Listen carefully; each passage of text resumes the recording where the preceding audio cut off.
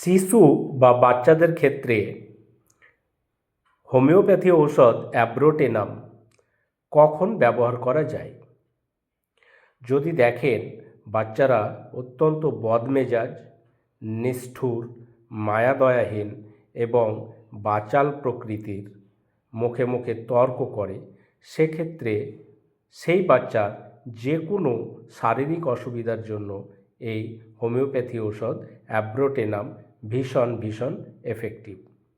যদি দেখেন বাচ্চা অত্যন্ত ক্ষুধা, প্রচুর খায়, তবুও শিশুদের কোমর থেকে পা পর্যন্ত পাতলা বা শুকিয়ে যায়, পেটটা কিছুটা মোটা হয়ে যাচ্ছে, তো এক্ষেত্রেও সেই বাচ্চার যে কোনো অসুবিধার জন্য, যে কোনো শারীরিক অসুস্থতার জন্য অ্যাব্রোটেনাম ওষুধটি প্রয়োগ করা যায়।